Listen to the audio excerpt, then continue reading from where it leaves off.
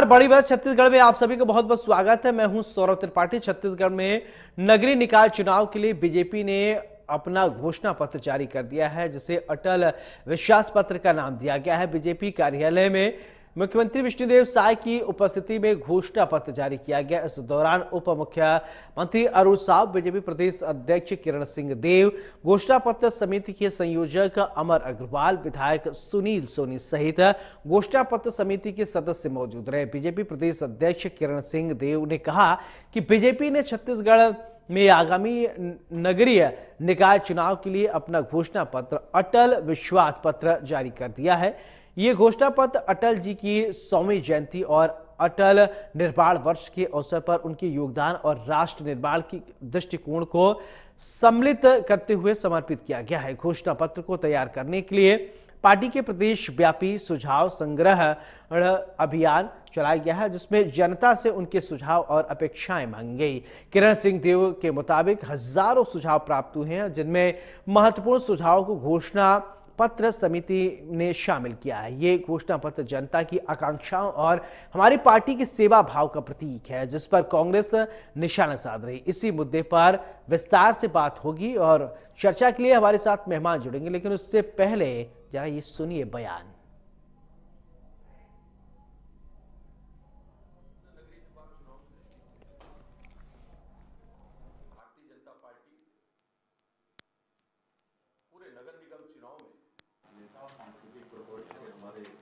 में निकाय चुनाव का रण, बीजेपी ने जारी किया घोषणा पत्र।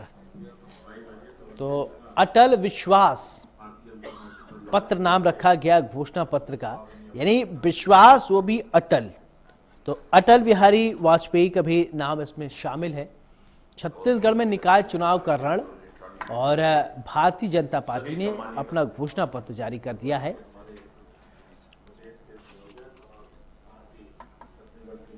तो घोषणा पत्र के लिए प्रदेश की जनता से सुझाव लिए गए, उनसे जानने की कोशिश की गई कि आखिरकार जनता क्या चाहती है। दरअसल निकाय चुनाव जो है वो शहरी चुनाव है। शहर की जनता क्या चाहती है, उन विषयों पर चर्चा हुई। और शहर में पेयजल की समस्या है कि नहीं है, या कितने सुधार की जरूरत है, सड़कें हैं तो कैसी हैं, टूटी हैं, फूटी हैं, स्ट्रीट लाइट्स कैसे हैं, साफ सफाई व्यवस्था कैसी है, और आवागमन किस तरीके से है, क्या दिक्कतें हैं। इन चीजों को ध्यान में रखते हुए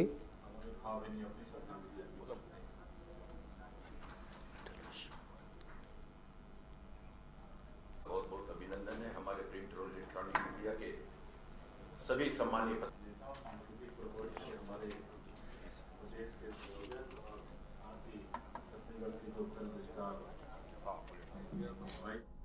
चलिए, हमारे साथ दो खास मेहमान जुड़ रहे हैं। सबसे पहले परिचय, फिर इसके बाद चर्चा की शुरुआत करते हैं। मुकेश शर्मा जी, प्रवक्ता बीजेपी के, बहुत बहुत स्वागत है। नीता लोधी जी, प्रवक्ता कांग्रेस की, बहुत बहुत स्वागत है। चर्चा की शुरुआत मुकेश शर्मा जी मैं आपसे करना चाहता हूं। अटल विश्वास पत्र, आपने घोषणा पत्र जारी कर दिया है और अटल नाम रखा है, अटल विश्वास पत्र। इसके पीछे क्या रणनीति है, क्या मकसद है जो आपने अपने घोषणा पत्र का नाम अटल विश्वास पत्र रखा?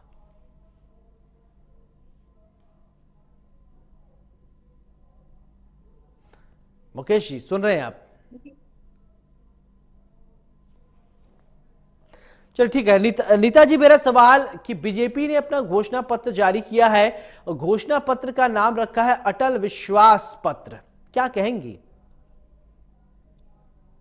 सबसे पहले तो आप सबको नमस्कार। अटल विश्वास, आप ये मान सकते हैं कि वर्तमान परिप्रेक्ष्य में भारतीय जनता पार्टी अपने कामों पे, किए गए कामों पे वोट मांग के जनता के सामने खड़े होने की स्थिति में नहीं है। इसीलिए ये बहुत सम्मानीय रहे हैं अटल बिहारी जी, जिनका नाम का उपयोग इन लोगों ने किया है। आपको याद होगा कि इन लोगों ने पहले तो वो इंडिया शाइन वगैरह वगैरह चलता था, फिर 2014 में श्रेष्ठ भारत चला, उसके बाद इन लोगों ने 2019 में संकल्प पत्र जारी किया, 2024 में मोदी जी की गारंटी चालू हुआ। अब अटल मोदी जी की गारंटी भी पूरी तरीके से फेल हो गई। आप सब भी जानते हैं कि 20 वादे मोदी की गारंटी में थे। जनता को दिखाने के लिए इन लोगों ने 3 वादों में काम शुरू किया और उसको भी रोक दिया। बाकी 17 की तो बात ही आप छोड़ दीजिए। अब 2025 में अब ये आए हैं अटल का विश्वास पत्र लेकर, पर इनके कामों पे भरोसा नहीं है। अगर आप देखेंगे केवल ये झूठा वादा और वादा खिलाफी का दस्तावेज आपको दिख सकता है ये। मैं तो ये कहना चाहूंगी कि भारतीय जनता पार्टी को माफी पत्र जारी करना चाहिए था कि हमने आपके किए हुए वादे को पूरा नहीं किया, हमने आपको केवल लूटा है और लोभ लुभावने वादे किए हैं, आपकी भावनाओं से खेला, इसलिए हमें माफ करे जनता, ऐसा करना चाहिए था इनको। आप देखें, इनकी डबल इंजन की सरकार रही है, क्या काम हुआ? स्मार्ट सिटी में क्या काम हुआ? क्या आप अपने प्रदेश की आप बात देख ले लीजिए कि इन्होंने बोला था 500 रुपए में सिलेंडर देंगे, क्या सिलेंडर एक भी महिला को सिलेंडर मिल पाया? क्या 160 लाख मीट्रिक टन धान खरीदेंगे, क्या इन लोग खरीद लिए? क्या हर प्रत्येक पंचायत में नगद राशि का आहरण होगा? क्या ये एक भी पंचायत की छत्तीसगढ़ में हो पाया? क्या आप ये देखेंगे आज इनकी घोषणा पत्र पे अगर हम आए तो बोले नजूल भूमि में पट्टा और स्वामित्व देंगे। आप भी जानते हैं, आप बहुत विद्वान पत्रकार हैं, आप देखेंगे कि इन्हीं की कैबिनेट, भारतीय जनता पार्टी की कैबिनेट में ऐसे लोग जिनको कांग्रेस की सरकार में नजूल में स्वामित्व दिया गया था, उनका रजिस्ट्री निरस्त करने का, उनका स्वामित्व को निरस्त करने का काम इनके मंत्रिमंडल में किया गया, और ये अब बोलते हैं कि इनको स्वामित्व दिया जाएगा। पिछले 12-13 माह में इन लोगों ने केवल ग्राम स्वराज योजना के तहत जो हम लोगों ने काम किया था, महिलाओं और युवाओं को आत्मनिर्भर बनाए, उन योजनाओं को बंद किया। आज ये दिए हैं कि ये अपना गोकुल धाम का निर्माण करेंगे। आप ये बताइए, गौठान को तो इन्होंने पूरी तरीके से बंद कर दिया। कितनी गौवंश का परिवहन और हत्याएं कितनी हो रही है, सरेआम आपको देखने को सुनने को मिलता है। यही भारतीय जनता पार्टी के लोग इसकी तस्करी कर रहे थे और कई लोग पकड़ाए और गौसेकों ने पकड़ा भी, चाहे वो आरंग की बात ले ले, चाहे सारंगढ़ जसपुर तरफ की बात ले ले, चाहे कवर्धा की बात ले ले, सारा कुछ ऐसे ही है। इन्होंने ये कहा एनीमिया और सिकल सेल को कम करने का प्रयास करेंगे। आप देखेंगे कि इस साल का जो गत साल का बजट था, इसमें इस सरकार ने इसके बजट कम किया और ये झूठे वादे कर रहे हैं कि हम बढ़ाएंगे। प्रॉपर्टी टैक्स में 10%। मैं भी महापौर रही हूँ, हम जानते हैं स्थानीय निकाय में काम कैसे होता है। इन लोगों ने ये लिखा है कि प्रति माह की दर से 7 तारीख के पहले अगर कोई टैक्स जमा करेगा तो उसको 10% के छूट दी जाएगी। आप ये बताएं, किसी का भी प्रॉपर्टी टैक्स साल पे निर्धारित होता है, तो ये क्या हर महीने जमा करेंगे? तो क्या ये महीने के हिसाब से देंगे? मध्यम वर्गीय और उच्च मध्यम वर्गीय परिवारों को तो पूरा ठगने का काम भारतीय जनता पार्टी हमेशा से।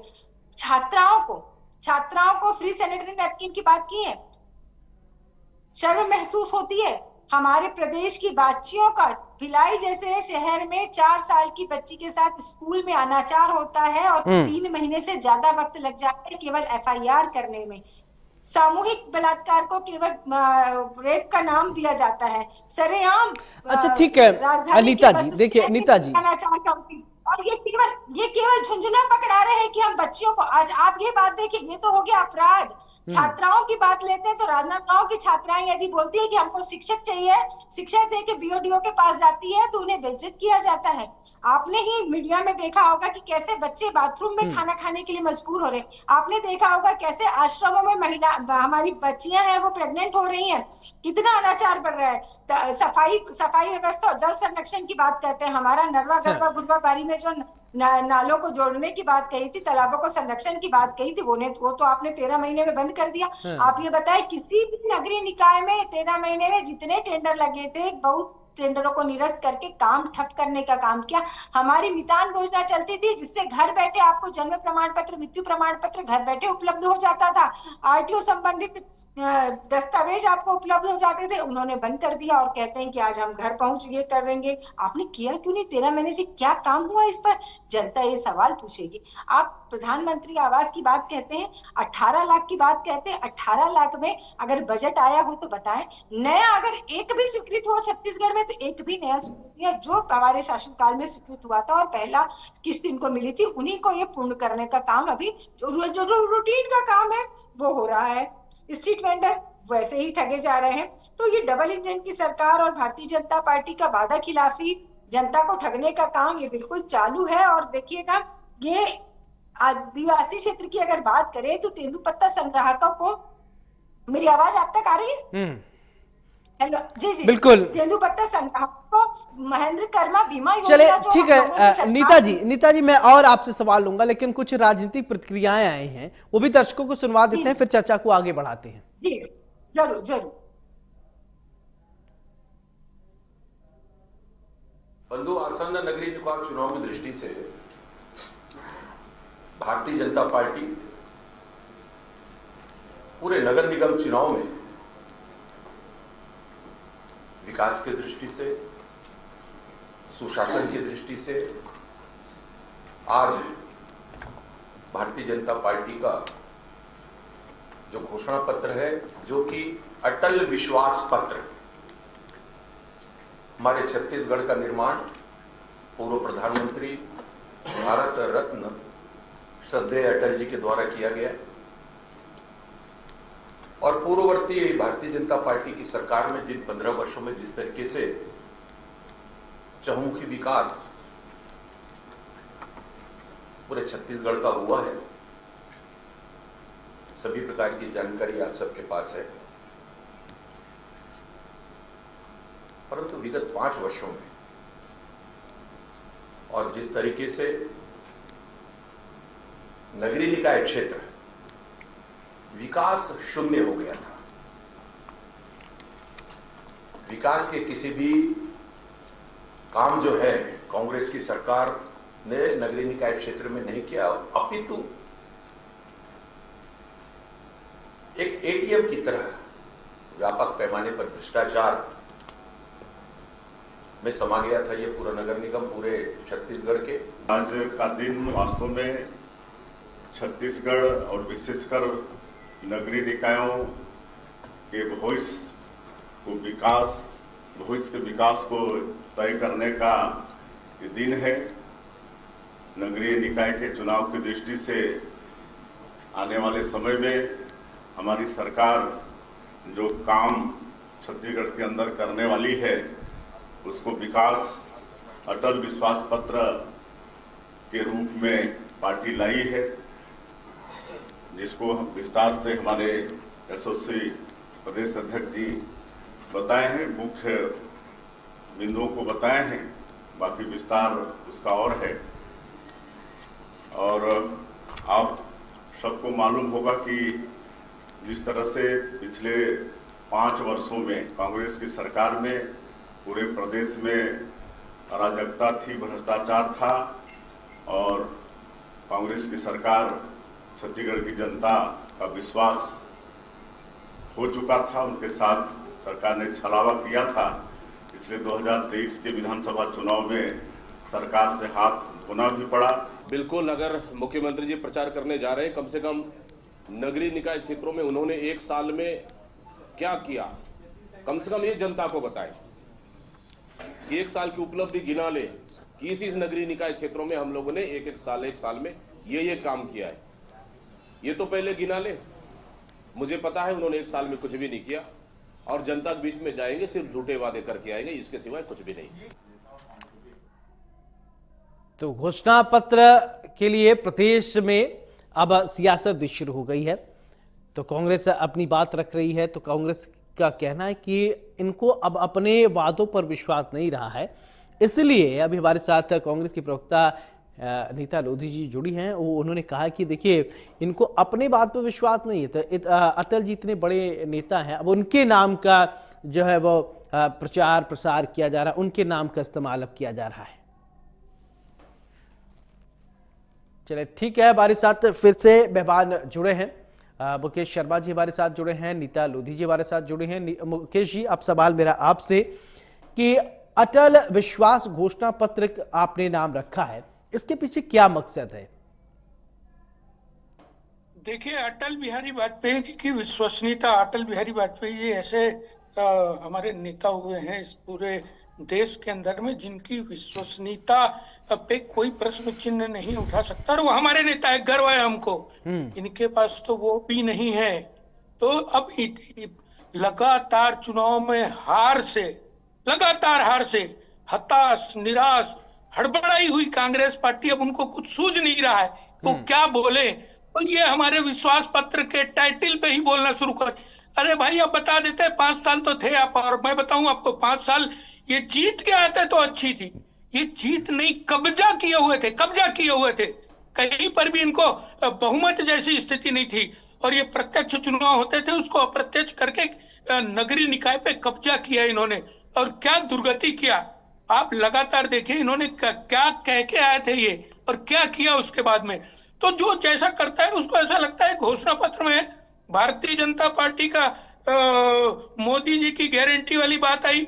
हम शुरू के 1 महीने के अंदर में भी वो सब वादे जो मुख्य वादे थे हमारे, चाहे महतारी वंदन के माध्यम से बहनों को सशक्त करने वाली बात हो, चाहे किसानों का ध्यान 31 रुपए क्विंटल में 21 क्विंटल खरीदने की बात हो, चाहे फिर पीएससी घोटाले की जांच की बात हो, इन तमाम हमारे वादों को हमने पूरा किया है। जनता विश्वास करती है। उसके बाद भी चुनाव हुए हैं और जनता का विश्वास भारतीय जनता पार्टी के साथ लगातार बना हुआ है। इनको तकलीफ इस बात की है, तो ये लगातार झूठ बोल के कहीं ना कहीं, और फिर इनको अभी लग रहा है हार सामने दिख रही है, ये पिछड़ गए हैं क्योंकि ये समय के साथ प्रत्याशी नहीं दे पाते हैं, इनको प्रत्याशी घोषित करने में देर होता है।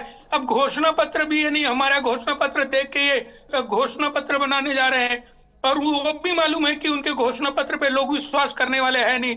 तो इस प्रकार की अनर्गल बातें, जिस बात में कोई तथ्य नहीं है, तथ्यहीन बात करके जनता समझती है। लोकतंत्र के अंदर में जनता जनार्दन है, जनता सब कुछ समझती है। भारतीय जनता पार्टी की 3 बार सरकार रही, 5 साल ये रहे और क्या क्या किया इन्होंने छत्तीसगढ़ के अंदर में।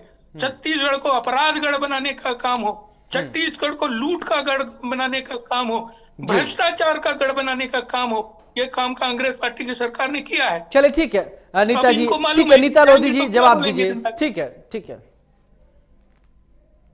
सबसे पहले तो ये कह रहे थे कि प्रत्यक्ष प्रणाली से चुनाव, अप्रत्यक्ष प्रणाली से चुनाव। आप भी जानते हैं कि अब भारत में कई ऐसे प्रदेश है जहां भारतीय जनता पार्टी का शासन रहा है और अप्रत्यक्ष प्रणाली से चुनाव होते हैं।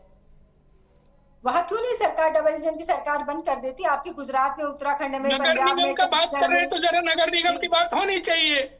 नगर निगम की बात कर रहे हैं, यदि नगरीय निकाय के अंदर से आपने क्या किया महापौर सरकार पर, आपको अपने सरकार पे विश्वास था। यदि सरकार पे विश्वास था तो फिर जो प्रणाली से चुनाव हो रहे थे होने देना था, उसमें परिवर्तन करने की आवश्यकता क्या आन पड़ी? अगर आपको डर नहीं था तो नवंबर में चुनाव होने वाले, आप लोगों ने नवंबर में क्यों नहीं करवाया? अगर आप लोगों को विश्वास था तो ईवीएम से क्यों चुनाव करवा रहे हो? आपको विश्वास था समय बिल्कुल अधिनियम के हिसाब से ही चुनाव होगा, कानून और संविधान के हिसाब से ही चलेगी। भारतीय जनता पार्टी संविधान और कानून पे विश्वास करती है। प्रश्न चिन्ह उठाने का काम आपका है। मुकेश जी आप ही बोल लीजिए, चलिए बोलिए, और कुछ बोलना है तो बोलिए, फिर मैं जवाब दूं। अगर यदि आप असत्य बोलेंगे तो मैं टोकूंगा, यदि आप तथ्यहीन बात करेंगे तो मैं टोकूंगा। मैंने तो तथ्यहीन बात किया, मैंने आपको बताया आपकी भारतीय जनता पार्टी की जहां सरकार है, चाहे आप वो दिल्ली ले लीजिए, गुजरात ले लीजिए, उत्तराखंड ले लीजिए, जो भी ले लीजिए, वहां भी अप्रत्यक्ष प्रणाली से चुनाव होते हैं, डायरेक्ट इलेक्शन नहीं होता है वहां पे। और आपको नवंबर में चुनाव होना था, नवंबर में क्यों नहीं कराई सरकार ने चुनाव? क्योंकि इनको डर था, क्योंकि ये समझते थे कि ये हार जाएंगे, क्योंकि 14 के 14 महापौर हमारे हैं, कांग्रेस पार्टी के हैं, हर पंच, सरपंच, जिला पंचायत सदस्य और अध्यक्ष कांग्रेस पार्टी समर्थित है। इसलिए उसके प्रभाव को रोकने के लिए और सत्ता का दुरुपयोग करने के लिए भारतीय जनता पार्टी ने चुनाव को आगे बढ़ाया और वहां प्रशासक की नियुक्ति की। इसमें क्या तथ्यहीन बात आपको लग गई? इसमें मैंने क्या तथ्यहीन बात कही आप बताएं? आप सुन लीजिए। अगर अटल जी का ना, अटल जी बहुत सम्मानीय है, सारे लोग उनका सम्मान करते हैं। अगर उस हिसाब से अगर भारतीय जनता पार्टी का काम करती ना तो इलेक्ट्रॉन बॉन्ड जैसे इतना बड़ा घोटाला नहीं होता। बीफ वाली कंपनी से भारतीय जनता पार्टी इतने करोड़ों रुपए का चंदा नहीं लेती। आप ये बताएं, आरक्षण के नाम पर लोगों को ठगने का काम नहीं करती, युवाओं को और बेरोजगारी के दलदल में फेंकने का काम नहीं करती भारतीय जनता पार्टी। महंगाई निरंतर बढ़ाते हुए ऐसी सरकार जिसने आटा, गेहूं, दाल, पनीर, दूध, शिक्षा और चिकित्सा को भी जीएसटी के घेरे में लाकर इंसान का खून चूसने का काम किया भारतीय जनता पार्टी ने। आप ये बताएं कि किस प्रकार आपने वादा किया था स्मार्ट सिटी का, क्या हुआ उसका? ओडीएफ मुक्त करने का वाक्य क्या हुआ? आप लोगों को तो माफीनामा पत्र निकालना चाहिए था। आप लोगों ने जिस प्रकार 2014 में श्रेष्ठ भारत की बात की, 2019 में संकल्प पत्र निकाला, 2024 में मोदी की गारंटी निकाली जिसमें 20 बातें लिखी थी। जनता को दिखाने के लिए तीन बिंदुओं पे काम आपने शुरू किया और वो भी पूरे नहीं कर पाए। बाकी 17 की तो बात ही छोड़िए। जब पता चल गया हमारी दाल नहीं गलने वाली है तो आपने सम्माननीय अटल जी के नाम का उपयोग किया। अटल की आपने आज क्या निकाला? अटल का विश्वास पत्र। आपके इस विश्वास में जनता खरी नहीं उतर रहे। जनता की आंखों में आप लोग देखिएगा मुंहतोड़ जवाब चलिए, देने ठीक वाला है। आप लोगों को। पिछले 13 महीने में जिस प्रकार ठगने का काम किया है आप लोगों ने, लोगों की माताओं बहनों के काम को छीनने का काम किया, चाहे वो गौठान से काम को छीनने की बात हो, चाहे किसान भाइयों को उनका पैसे नहीं ठीक मिलने है की मुकेश बात जी, हो। ठीक आपने है, बताया ठीक है, कि ठीक है सरकार नीता जी, को आपकी बात आ गई। मुकेश जी, नीता जी ये कह रही कि आपको तो माफीनामा पत्र जारी करना चाहिए था, आपने इतने सम्मानी नेता का नाम आपने ले लिया। वो अटल एक ऐसा नाम जिनका सत्ता पक्ष विपक्ष सब सम्मान करते हैं और करते थे, करते रहेंगे। वो ऐसा नाम, ऐसी शख्सियत नहीं है। बहरहाल फाइनल कमेंट दीजिए।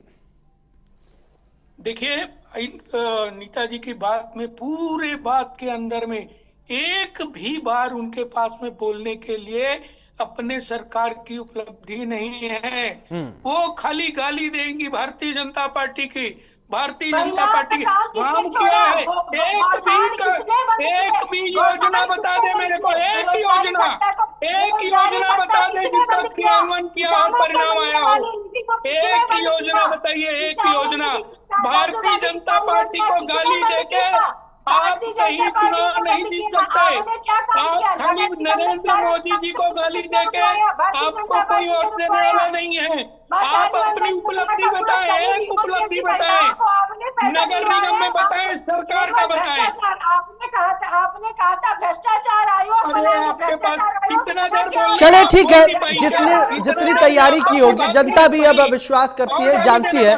बहुत बहुत शुक्रिया मुकेश शर्मा जी, बहुत बहुत शुक्रिया आपका। नीता लोधी जी, बहुत बहुत शुक्रिया हमारे साथ बड़ी बहस पे चर्चा करने के लिए। अब बीजेपी ने अपना घोषणा पत्र जारी कर दिया है और घोषणा पत्र का नाम रखा है अटल विश्वास पत्र। कांग्रेस उसको लेकर आरोप प्रत्यारोप कर रही है और राजनीति में होता रहता है, लेकिन अब देखना ही होगा कांग्रेस जो घोषणा पत्र लेकर आती है उसका क्या नाम रखती है और लोग उस पर कितना विश्वास करते हैं उस घोषणा पत्र पर। और बड़ी बहस में मेरे साथ फिलहाल इतना ही। नमस्कार।